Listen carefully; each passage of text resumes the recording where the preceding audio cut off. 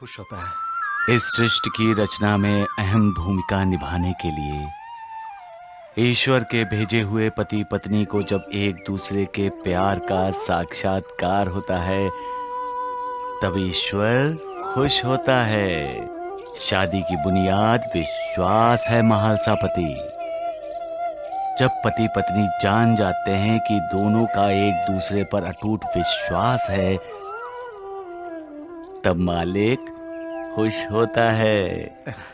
पति पत्नी के बीच जो भी गलतफहमियां होती हैं, जब वो सब गलतफहमियां दूर हो जाती हैं तब मालिक को खुशी होती है। और जब मालिक खुश होता है तो ये दुनिया खुश होती है। मंद मंद हवा चलती है जो हमें आनंद देती है। फूल खिलते हैं, पेड़ पौधे डोलते हैं, पंछी किलबिलाते हुए यहाँ से वहां, वहां से यहाँ उड़ाने भरते रहते हैं। समुंदर में लहरें नाचती हैं, आकाश खुश होकर बादलों का जामा पहन लेता है। मौसम ऐसा खुशगवार होता है कि रोते हुए के चेहरे पर भी खुशी झलकने लगती है। देवा, आप तो कवि बन गए। जो न देखे रवि वो देखे कवि। जिसके मन में विश्वास है उसे पत्थर में भी भगवान नजर आते हैं, और जिनके मन में विश्वास नहीं होता उन्हें सामने खड़े भगवान भी पत्थर नजर आते हैं। विश्वास श्रद्धा का ही दूसरा रूप है। जहां श्रद्धा है वहां विश्वास है, और जहां विश्वास है वहां श्रद्धा है। ईश्वर को, मालिक को, भगवान को श्रद्धा और भक्ति की आंखों से ही देखा जाता है। जिनके पास श्रद्धा और भक्ति नहीं है वो सामने आए भगवान को भी अविश्वास की भावना से देखते हैं, तो उनका उद्धार कैसे होगा? अगर भगवान को पाना है तो अपने आप को पूरी तरह से समर्पित कर दो उसे। जो निर्विकार है उसे हम विकारों के अधीन होकर कैसे पा सकते हैं? इंसान कभी निराशा और दुख की अपेक्षा नहीं करता, वो सुखी रहना चाहता है। हर कोई इस आशा पर जीता है कि उसका जीवन सफल हो, सुफल हो। लेकिन सुख इंसान के दिल में छुपा होता है।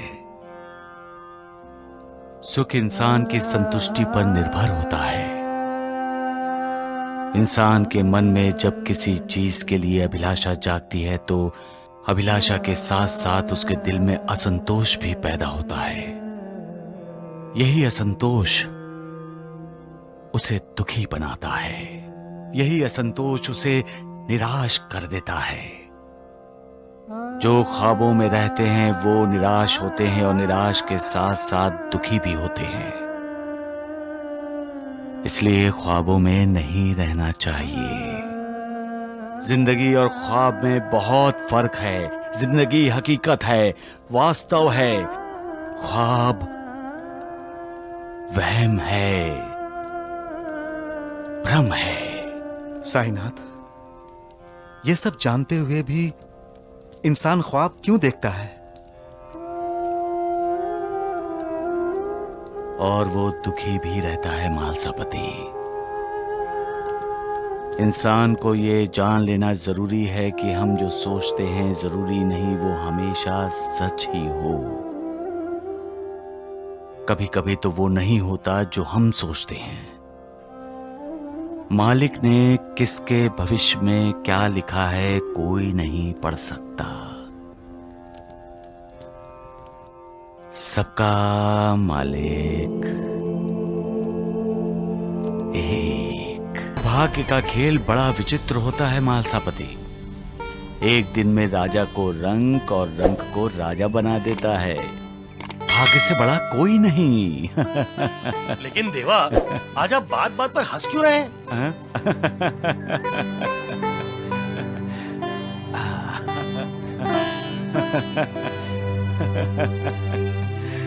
मैंने एक इंसान को अपने भाग्य को ठोकर मारते देखा है। भाग्य ने उसकी झोली में सुख का दान किया था और उसने सुख का वही दान दूसरे को दे दिया।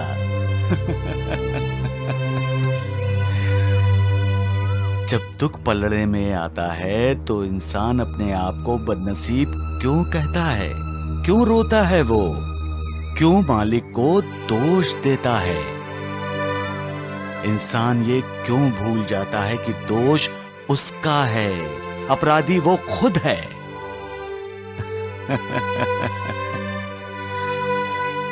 इसलिए कहता हूं, श्रद्धा और विश्वास से मालिक की भक्ति करनी चाहिए, उस पर पूरा भरोसा करना चाहिए। इंसान के कमजोर मन को भक्ति सशक्त बनाती है और सशक्त मन कभी दुविधा में नहीं पड़ता, कभी मालिक पर अविश्वास नहीं रखता, और तब इंसान अपने भाग्य को ठोकर भी नहीं मारता। सबका मालिक जो मुझ पर विश्वास रखता है, श्रद्धा रखता है और मेरी भक्ति करता है, मैं उसकी हर इच्छा पूरी करता हूं। जो मेरा नाम स्मरण करता है, सिर्फ साईं साईं जाप करता है, मैं उसके पापों का विनाश करके उसका उद्धार करता हूं। जिनका मुझ पर विश्वास है, मैं सदैव उनके साथ रहता हूं, उनका साथ देता हूं। सबका मालिक एक। इस दुनिया में भगवान ने सबसे अहम रिश्ता पति और पत्नी का बनाया है। एक पति पत्नी का अटूट विश्वास जब एक दूसरे पर होता है तो इस दुनिया की आधे से ज़्यादा परेशानियां कम हो जाती हैं और लोग खुश रहते हैं और अपने भक्तों को खुश देखकर भगवान भी खुश होते हैं। कुछ लोग कहते हैं कि इस दुनिया में भगवान नहीं है। कहाँ है भगवान? हमें तो नहीं दिखते, लेकिन दिल में अगर सच्ची श्रद्धा हो तो उन्हें पत्थर में भी भगवान दिखाई देते हैं, और जिसके मन में सच्ची श्रद्धा नहीं, उसके सामने खड़े भगवान भी उन्हें पत्थर दिखाई देते हैं, क्योंकि ईश्वर भगवान मालिक को श्रद्धा और विश्वास की आंखों से देखा जाता है। और जो लोग सामने आए भगवान को भी नहीं देख सकते, उनका उद्धार कभी भी नहीं होगा। उनके हिस्से में हमेशा दुख ही आते हैं। कोई भी इंसान अपने जीवन में कभी भी दुख और निराशा नहीं चाहता। हर एक इंसान अपने जीवन में सुखी रहना चाहता है, लेकिन इंसान के सुख का कारण है उसकी अभिलाषा। जब इंसान की हर इच्छा पूरी होती है तब इंसान सुखी होता है। इसलिए हो सके तो अपनी इच्छाओं को कम रखो ताकि आपके जीवन में हमेशा सुख आता रहे। उम्मीद करते हैं कि आपको हमारा वीडियो पसंद आया हो, तो चैनल को लाइक, शेयर और सब्सक्राइब करें और कमेंट बॉक्स में ओम साईं राम जरूर लिखें। वीडियो को अंत तक सुनने के लिए धन्यवाद। आपका दिन शुभ हो।